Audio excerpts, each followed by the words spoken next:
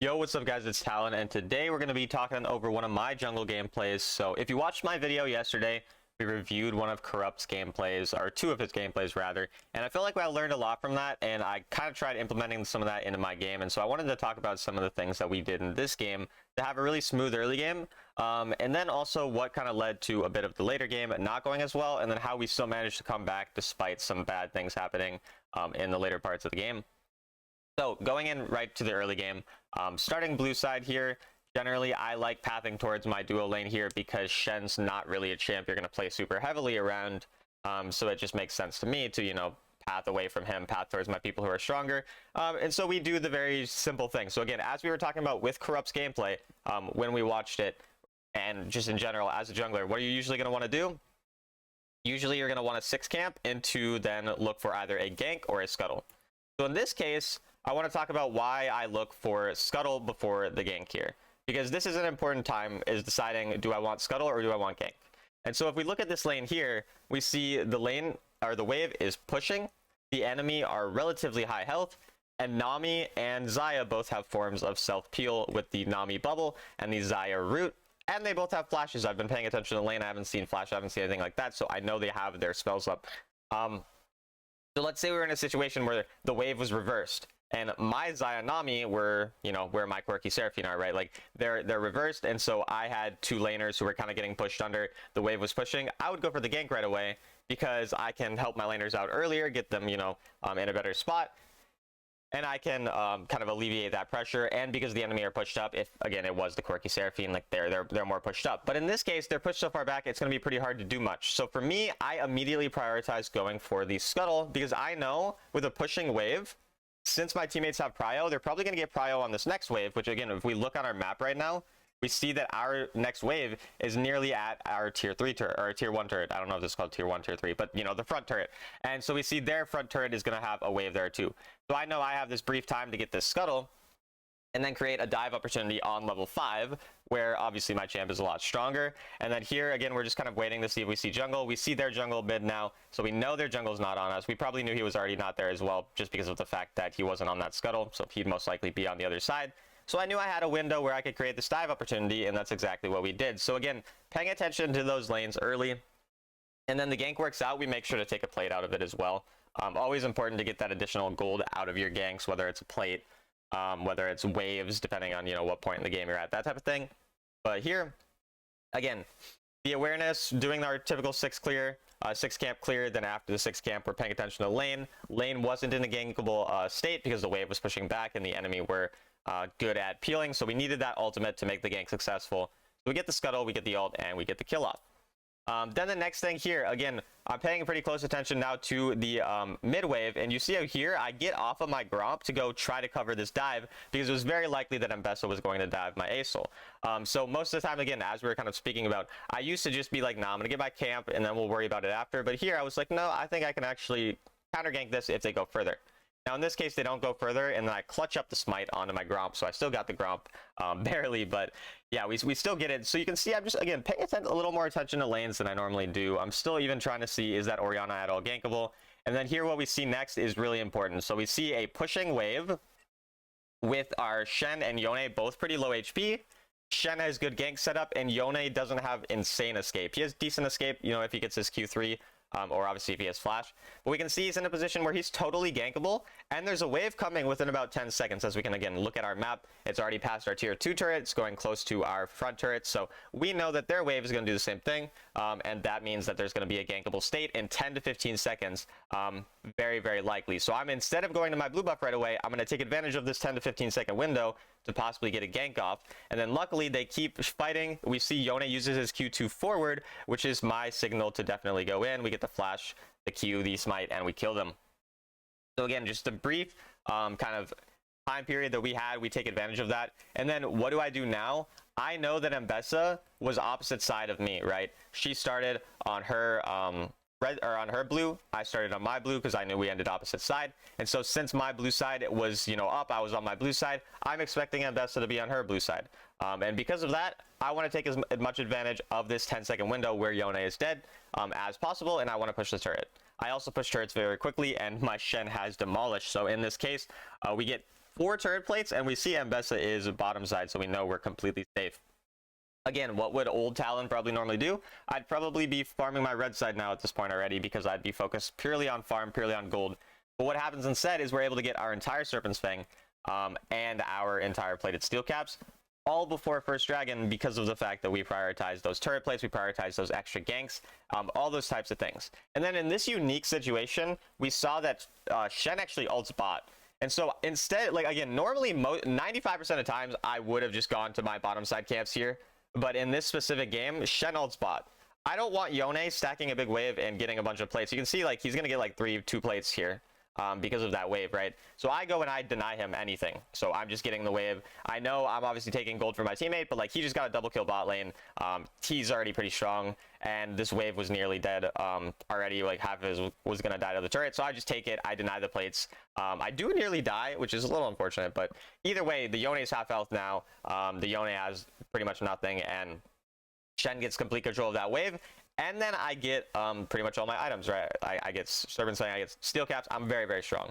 So that's kind of how this early game went, how we were sort of able to get a good advantage there. And then if we're looking at it now, the reason I prioritize Dragon here is going to be a couple different reasons. So the first thing is we already got a turret really low top side. So Herald's not like completely needed to get first turret here. We have healthy turrets. So we're not going to lose first turret if the enemy get Herald, as long as I'm protecting, you know, I'm covering the lane that they're going to drop it in. So I'm not like overly worried about Herald in this situation. My bot lane are doing quite well. Again, we got the early gank off on them, and then Shen got another gank off later. So my bot lane are doing well, so they're strong. I know that they're going to be able to help me out at Dragon. And then my red side camps are the ones that are up. So when you're playing this style where you're a little more focused on ganking, where you're paying attention to those lanes, you can understand that sometimes you're only going to get 3 clear. You're only going to clear one side of the map twice and then one side once. So normally I tell you guys you need to clear each side twice, but in this case I didn't yet clear my red side a second time. And that's, again, largely because of the fact that we were breaking open the game pretty heavily through that top side with all of those plates, covering that top side additionally when the Shen took his ult, that type of thing. And so when this does happen, it's okay to prioritize the objective that's on the same side of where your camps are, because it's going to be more convenient. I can go straight and get my red buff, you know, as I'm walking up here, as you see. And I can just go straight onto Dragon, where, again, my laners are doing really, really well. Now, I want to make it clear that this is not going to be your typical early game. Like, most of the time, you're not going to actually have an opportunity to break open the game the way that you saw through me, ganking topside, getting all those plates, ganking this bot lane, doing all this. The point is, you need to look for the opportunity to be there and then take advantage of it when it comes. But when nothing happens, you need to just go back to farming really quickly. So if I, you know, did these same things, but I saw all these late, also, how did Seraphine miss that ult? But if I did all these same things and I saw no opportunity to really actually get, you know, ganks off, I should go back to farming right away, and I should just accept a 0-0-0 early game where I just farm to get my item and nothing more.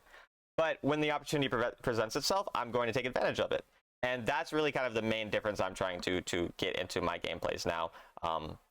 Is just squeezing those extra advantages when they come, but you don't want to overforce it, because then I'll see a lot of people will spam gank every game, and that's not good either. And then here we see Mbessa. We know she's probably looking for a gank, and so I'm just going to sit over the wall here and look for a counter gank. I know as soon as she goes forward, we're going to easily be able to use our invisibility and just screw her over. So again, paying attention to enemy jungle's location, getting that counter gank off, and just pretty much completely screwing over the enemy again here, getting the Xayah ult out, and then killing her as well. So again, we've seen a lot this early game of kind of how we've gotten a really big advantage, largely due to the fact that we've paid really good attention to the lanes. We paid attention to the wave. So again, we saw how bottom lane paying attention to that wave allowed us to understand that we could get the Scuttle, get the level 5 in the dive, whereas in some other situations, we might just want to level 4 gank, because that's going to be taking more advantage of that. Paying attention to enemy jungle pathing, knowing that they're opposite side of us. So we knew we could take additional plates after our topside gank, and also being okay with skipping that blue buff to quickly get that topside gank off.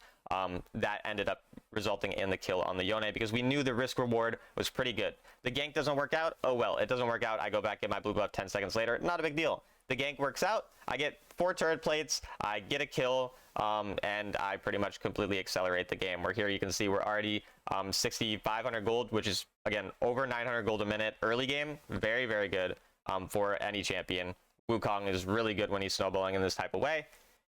And then again, in this situation here, you see how instead of immediately prioritizing my red side, you know, as I would, again, a lot of times what I would be doing is I go my red side, I go to my camps, I'm going to farm them right away. But in this case, we see a half health Yone, we see a wave is soon coming, and it's nearly 730, which means I can get the gold from this wave. My top laner is currently mid lane. So in this case, it just makes a lot of sense to prioritize a possible kill onto Yone, right? Because he's in a position where maybe we'll kill him. Even if we don't kill him any recalls, I'm going to get this turret, and I'm going to get a wave. So a turret and a wave is going to be way more gold than my 2 red side camps anyways. So I have that guaranteed gold on this side of the map, which again, taking advantage of the lane gold rather than just purely my camp gold. And then again, we had a very likely kill, which we did indeed end up getting. So now we get the top side turret. We're able to get the wave. I randomly used my clone for no reason, but we do get another wave as well. So, I mean, a lot of good things that come of that. We're able to recall, get our Trinity Force already. At this point, I'm over 1k gold a minute, pretty much exactly 1k gold a minute. So very, very strong at this point. And now, again, we can go back to our red side camps. Yes, it's 20, 30 seconds later, but we're still able to get it. And so a lot of people, you know, they kind of, when I'm talking about this play style where it's like you're a lot more lane focused, you are trying to find opportunities to break open the game. There's a couple things that I think are important to mention. So the first is, like, when I'm coaching people, when I'm trying to give people a streamlined way to approach the game, I don't recommend being so lane focused, generally speaking. And I've coached many people who have been Master, Grandmaster, Peaks, Diamond Peak, whatever, and they've gotten Challenger, Sovereign, playing jungle. Through the playstyle I've, you know, suggested to them, which is very much just like farm, get your camps, then do your thing, you know, like just as efficient as possible. And that's because it's a simple playstyle, it's easy to play, and it works in 95% of games. Like, they just farm first playstyle, the full clear, then you look for ganks afterwards. That is a playstyle which can allow you to hit Sovereign, which has allowed me to hit Sovereign, many others as well. But this type of playstyle I'm showing you again is what separates like the best players from just like pretty good junglers. And so I recommend first getting really good at farming, being efficient, being over efficient, where it's like, I'm just going to farm my camps no matter what. My camps are up, I farm them, and then I look for a gank afterwards, never before. And then once you get really good at that, once you feel like you have a good game understanding, you've probably gotten at least Grandmaster, I would say, as a jungler, that's when I recommend starting to implement the stuff I'm talking about now. Because otherwise, it's going to be kind of hard for you to really determine the proper situations where you're like, yes, this is a good situation, this is a bad situation. Because when you're deciding on what I'm doing, you can't just be like, yes, I'm just going to gank lanes every game, I want to just help my lanes out. You have to be taking into account jungle pathing, as you saw. You have to be taking into account the wave states. You have to take into account the matchups, the enemy's likelihood of being ganked. Again, like I said, Xayah Nami, harder to gank than maybe, you know, I don't know, a Vayne Yuumi or something. Or a Sivir Yuumi. Like, these types of champs that are easier to gank. All those different types of things being understood is pretty important, rather than just, you know, I'm gonna gank and that's that, right? So that's kind of just something I want to like mention. I don't always recommend just purely doing exactly what you see me doing in these videos, because again, a lack of game understanding, because again, obviously, I mean, I've played this game a lot, right? Like, I've been top 10 in the server for the last like 5 seasons at this point. I spam this game, and so naturally I'm gonna have this understanding that is just not gonna be realistic for someone who doesn't play as much.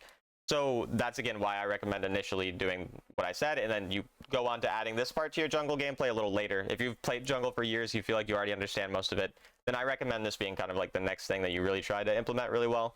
But it is a hard thing to do, and it might take some like reviewing of your own gameplays to see like, was this a good situation? Should I have done something different with the wave state? All those types of things. But yeah, you can see here the early game's going really well, and now we're getting towards that next point in the game, which I always talk about, kind of the shift from the first 12 minutes of the game to the last 6 minutes, which is once 12 minutes happens, now your goal is Baron, right? Like, you want to play around the Baron side. And also notice here again, I'm skipping my camp here. Normally I wouldn't skip my camp, but I skip my camp because I realize the fight's happening here, and I end up going for it, right? So this does result in a really nice play again, which again, I normally wouldn't be doing this, but trying to add that part to my gameplay has been working out really well so far. But yeah, again, we're near that 12-minute mark, and once we hit that 12-minute mark, being around the Baron side of the map, super important, because that is kind of the main way that the enemy can win the game and come back is getting a Baron. So we want to make sure we're really prioritizing the Baron. We're up over 6k gold at this point. We don't need to force a bunch of fights. We don't need to do anything crazy anymore. We have that lead. We got that lead through these early game things we spoke about. I no longer need to overforce. I no longer need to perma, like, you know, try to find these crazy angles.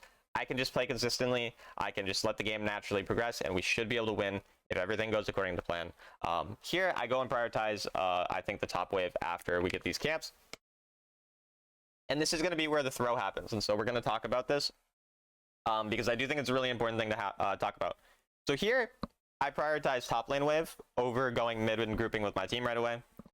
As a lot of viewers kind of talk, the coaches as well, or not coach, people I coach, they say this to me. They say, like, Yeah, I do everything you say. I prioritize farming. I do all these things. And then my teammates randomly throw by just dying for no reason as I'm prioritizing the gold. And then we lose the game off it. And usually my answer is, it doesn't matter if they're going and dying randomly if there's nothing really valuable that could come out of the death, right? Like if them throwing is just going to result in the enemy getting a random dragon or a random turret, I don't care. You're going to lose 2,000 gold off it. You might lose a dragon. That sucks, but it's not game losing. But if your teammates die right before Baron and the enemy get Baron, it can be game losing. And that's what's going to happen here. So if we look at the game state currently, my thing that I'm thinking is, right, I want the top lane wave. I'm going to get it pushed out, and then I'll go mid after. I'll group with my team. However, Baron is spawning in 6 seconds. My teammates are quite pushed up, and there's a wave coming to mid right now, which means usually my teammates are going to go on a mid wave right away. Usually enemy also go on a mid wave, and there's a very high likelihood of a fight. And so in this situation, if we're looking objectively, if we're a 5v5, we're perfectly coordinated, I should be on the top wave. It's good to be there because my teammates shouldn't get caught. But if we're looking at solo queue, you know, most of the time what's going to happen is what you're about to see happen, which is my teammates randomly get team wiped on a mid wave. And so I should have prioritized the mid wave in this situation, not because it's the right play, but because I shouldn't trust my solo queue teammates right as Baron is spawning. And again, because of the fact that Baron is spawning, if we end up dying here like my teammates do, we're going to lose Baron. So that's the first thing. We lose Baron, sucks, you know, again, like we said, we talked about what I could have done differently, even though, you know, kind of sucks that my teammates did that anyways. However, now we want to talk about what to do once your team does throw, how to stop the bleeding. So in this case, the enemy are still down a lot of gold. Their Baron's not going to all of a sudden win them the game.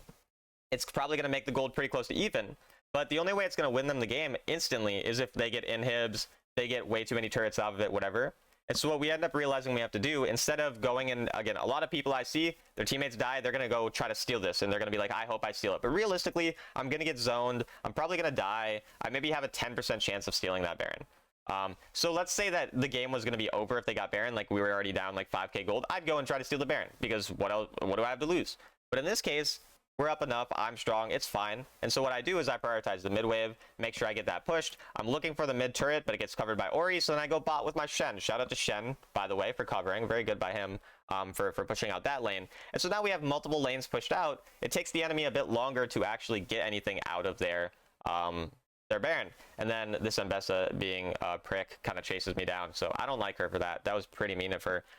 And I do end up dying here in the end. I should have just flashed earlier. I was getting greedy with my flash.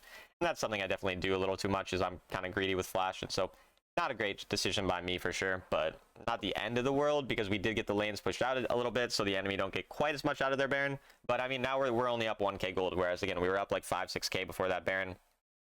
Gold bounties are pretty broken, so that's why, like, you also never give up in a game. You saw this entire early game was completely in our favor, and still the enemy have put themselves in a completely realistic situation to come back. And so now at this point, Ambessa's building lethality. She's building literally the same build as me, apart from Mortal versus Thunder Sky. And because of that, we know she's very, very squishy, even though she's super fed and she's a bruiser. So in this case, prioritizing possibly one-shotting Ambessa is going to be pretty important because of how fed I am. Because again, I'm still really fed from the early game. I'm still, you know, 3 items at 13 minutes. Like I'm strong, 3.5 items even. And so at this point, we're mostly just trying to not lose too much. If the enemy go up, I try to pick them, you know, and I pretty much just try to deter them from getting too much, getting too many inhibs, that type of thing. They only have 31 seconds left on their Baron. And then if the enemy overextend, obviously we're going to look for some type of one-shot angle, which is what we find on the Ambessa. And you kind of see, again, that target priority onto the fed squishy champion, usually going to be what you're going to want to do. And then also what you're going to want to do is get stuck on a wall as Wukong. I do that way too much. We have a new command in my stream. If you type !wall, it's a counter on how many times I've accidentally Wukong W'd into a wall. It's probably, you know, higher than I like to admit already at this point, but it's not as high as my !ult command, where I've missed over 2,000 ultimates, so at least it's not that bad. But either way, we end up blowing the Xayah ultimate there. We know that we can prioritize this dragon because Ambessa is dead. We have the Shen ultimate, and so here I'm looking for some type of one-shot angle, since I do know that, again, I'm really strong. And then I clicked my gargoyle for no reason. I don't know why I did that, but either way, still a good angle that we found. We get really good burst damage. We're able to one-shot that Nami then, burst her down, and then Ambessa TP's in, but again, she's super squishy, so we're just able to kill her. And this is where, again, not panicking on that Baron allowed us to still be in a position where, again, we just have one more good fight. We target prioritize properly, finding this strong squishy champion of Ambessa.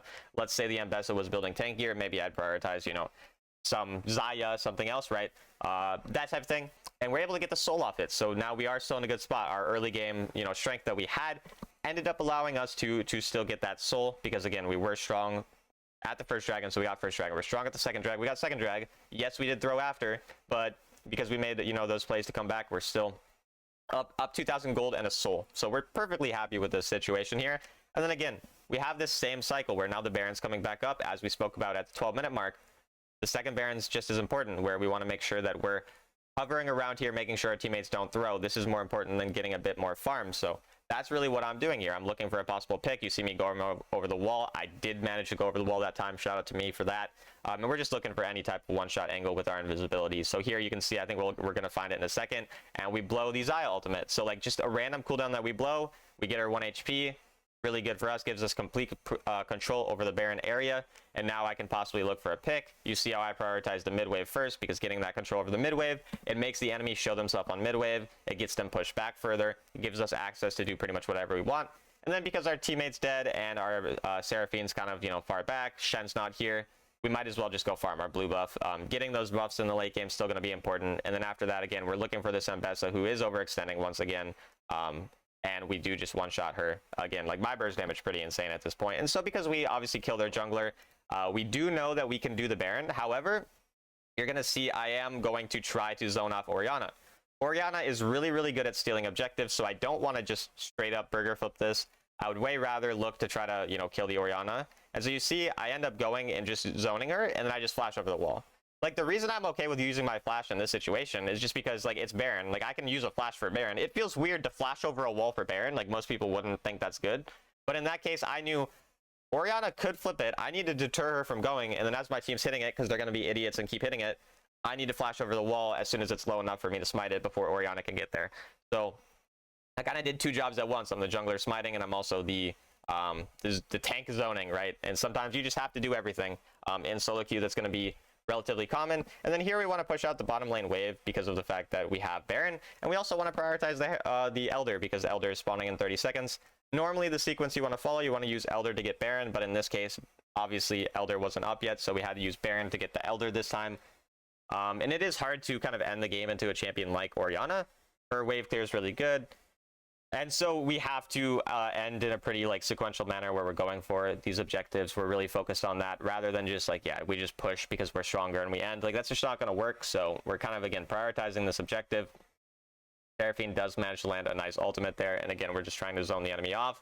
We know the Mbessa is really low. We have complete control. The Nami's already dead. So we can go for the Elder, even though their jungler is alive. But we just have to be careful and make sure if their jungler shows up, that we're going on to them. So you're going to see here, I'm going to be kind of apprehensive to completely finish the Elder, but I'm going to start it. I'm going to look in, and once we'll see Mbessa mid lane in a second, that's when I'm going to be like, okay, I can finish. So you see, I'm pinging retreat. I'm trying to like wait. I want to see someone. I want to one-shot someone, but Mbessa shows mid. And so we know we can do it then at this point. And so we get it. Now I have my next item if I want to recall for it. But we have Elders, so I'm strong enough if my team just wants to straight up go and fight. And we need to take advantage of this 20-second window where our Baron is still alive, because our Baron's not alive for much longer. So I want to make sure I get mid pushed out, and then I want to just get as many turrets as possible. So I'm looking for top side here, because I know that's a likely place where we could get turrets. I'm looking to see if I can one-shot the Zaya, because my champion is really strong. He got scared just because I popped out of nowhere. I accidentally eat on the minion, but it didn't matter. And then we get that pressure, we zone them off, so we do get the mid turret. And at this point, it's a pretty straightforward, sequence we have to follow to end. We just pretty much look to one-shot anyone who shows up, and we push the turrets as the wave gets in. We get that kill onto the Nami. And yeah, overall, I mean, a really good carry, honestly. Even where our team did throw for a second, we were still able to do what we needed to come back. And I think this gameplay is really useful for you guys to kind of learn from and see, someone implementing some new things they learned from, again, watching Corrupt play from that video yesterday, which I think, if you guys want, check out that video. I think it's a good one to learn from as well. But yeah, I hope this video was useful for you guys. As always, if you want coaching from a rank 5 sovereign autofill player like myself, just DM me on Discord, Talon1169, or through the link in the description to my Discord server to DM me for that. And yeah, hope you guys enjoyed. I'll see you later.